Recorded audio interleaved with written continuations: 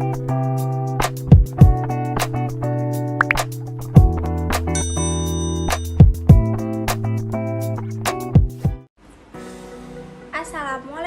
warahmatullahi wabarakatuh. Perkenalkan, nama saya Helen Rizky Amalia, NIM 289215018, Fakultas Ekonomi dan Bisnis, Program Studi Manajemen, semester 4. Video pembelajaran kali ini demi memenuhi tugas mata kuliah Manajemen Logistik dengan dosen bermampu yaitu Bapak Hamdi Syukri SEMM. Nah, di video pelajaran kali ini, materi yang akan saya bahas yaitu tentang SOP gudang atau standar operasional gudang. Langsung saja kita ke materi yang pertama, yaitu sebelum kita ke SOP gudang, kita terlebih dahulu ke pengertian SOP-nya terlebih dahulu. SOP, standar operasional prosedur. Nah, prosedur operasi standar atau tata cara kerja baku yang dapat disingkat sebagai SOP adalah suatu alur atau cara kerja yang sudah terstandarisasi. Standar operasional prosedur ini memiliki kekuatan sebagai suatu petunjuk. Hal ini mencakup hal-hal dari operasi yang memiliki suatu prosedur tertulis yang pasti. Nah, contohnya dalam sebuah perusahaan, yaitu SOP perusahaan merupakan segala panduan yang perlu karyawan lakukan untuk mendapatkan hasil kerja yang lebih baik. Itulah sedikit pengertian tentang SOP. Sekarang kita lanjut ke SOP gudang atau standar operasional prosedur gudang. Di sini ada latar belakang. Nah, untuk latar belakangnya yang pertama itu dalam rangka pengelolaan dan pengamanan aset perusahaan berupa persediaan barang di gudang secara baik dan benar.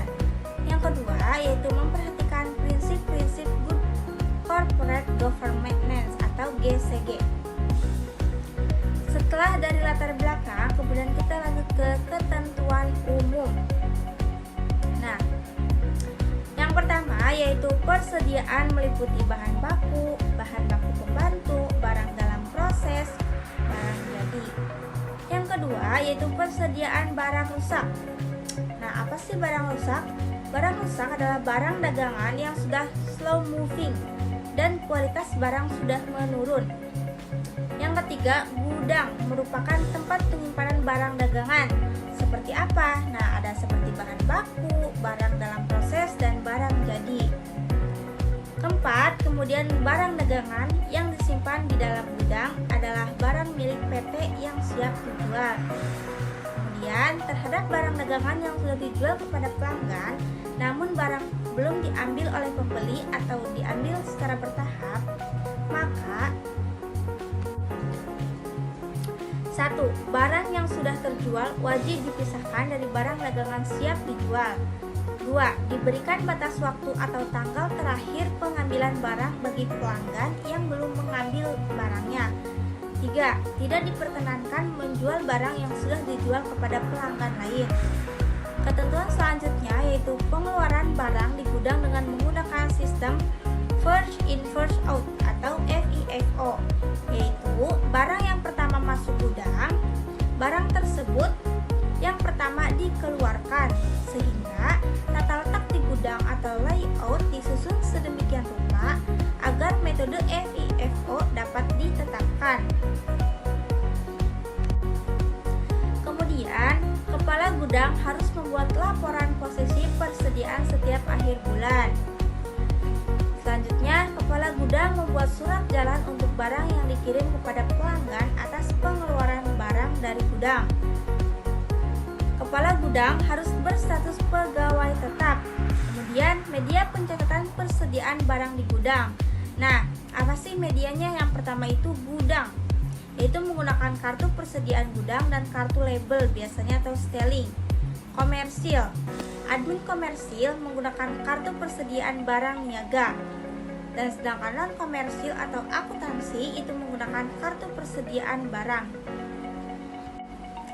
Selanjutnya itu ada tersedia alat pemadam kebakaran. Nah, alat pemadam kebakaran ini itu harus diletakkan di tempat yang mudah dijangkau dan aman untuk digunakan apabila terjadi kebakaran di gudang.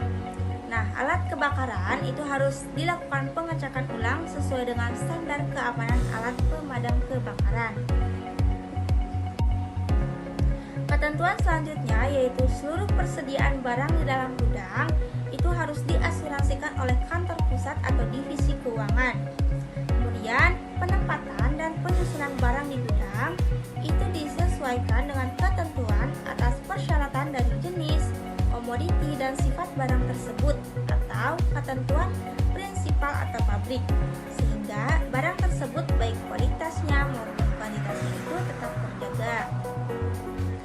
Nah, kemudian penyimpanan barang yang rusak, kadaluarsa, dan tidak sesuai spesifikasi itu dipisahkan dari barang yang masih baik atau utuh.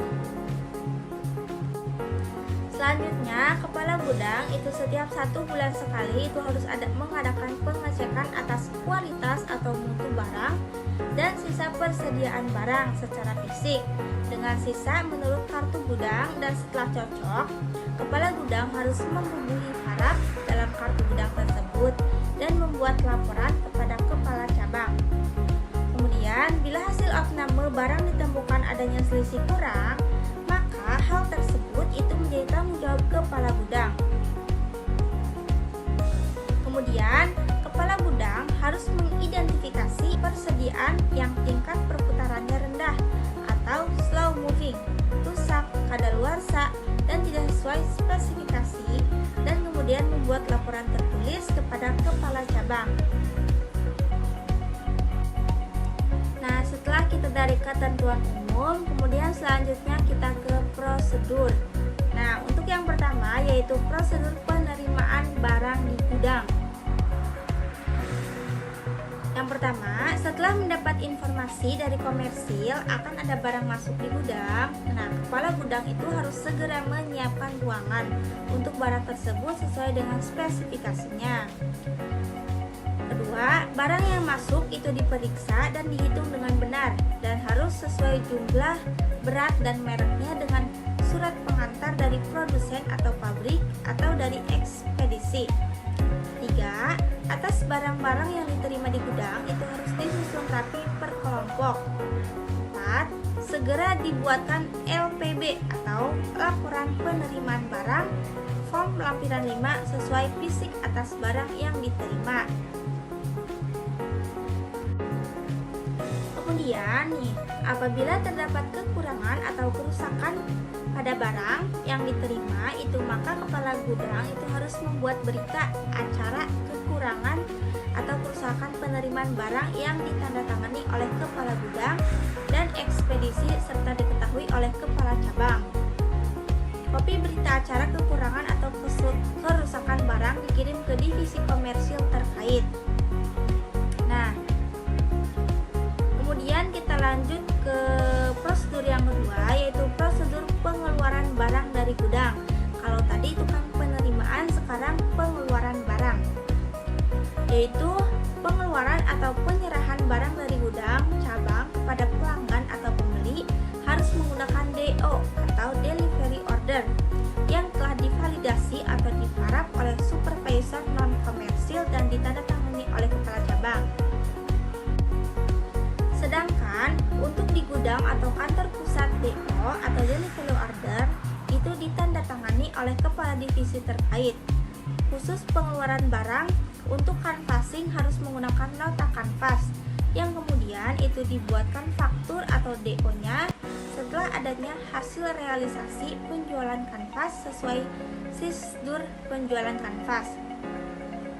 Yang kedua, jika terdapat perubahan atau coretan di DO atau faktur tersebut, nah kepala gudang itu harus menolaknya dan mengirimkan kembali DO atau faktur tersebut ke non operasional untuk diperbaiki sebagaimana mestinya.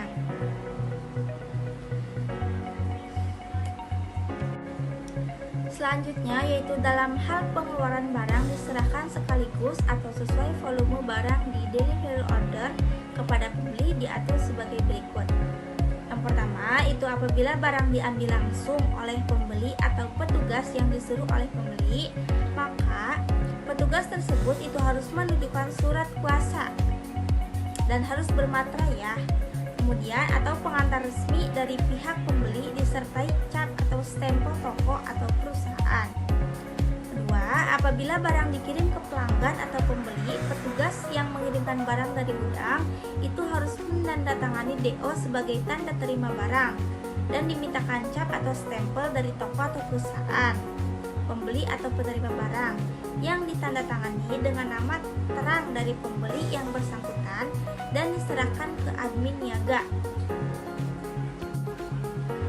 Selanjutnya, daily value order oleh admin niaga setelah dicatat itu dikirim ke supervisor non komersil atau petugas. Nah, petugas gudang berdasarkan DO6 melakukan pemotongan atau pengurangan di kartu persediaan dan kartu label atau styling atas pengeluaran barang sesuai tanggal penyerahan barang.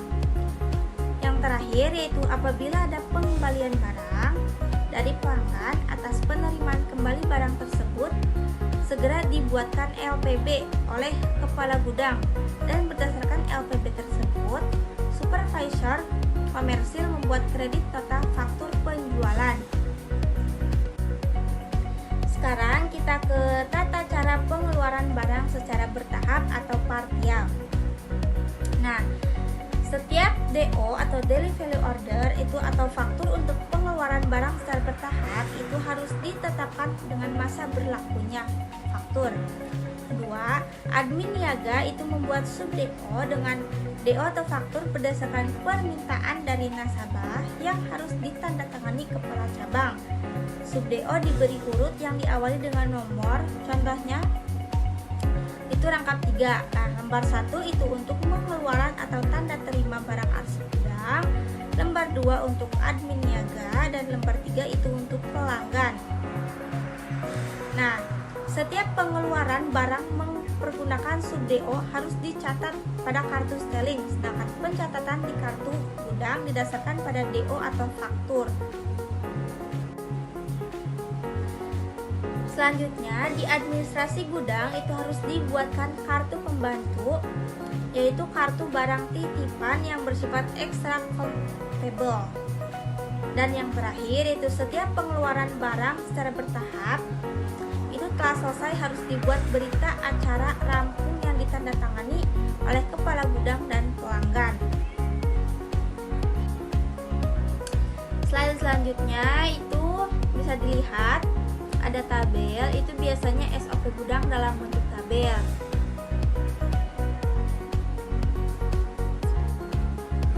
Sekianlah video presentasi dari saya Helen Rizky Maria tentang manajemen logistik.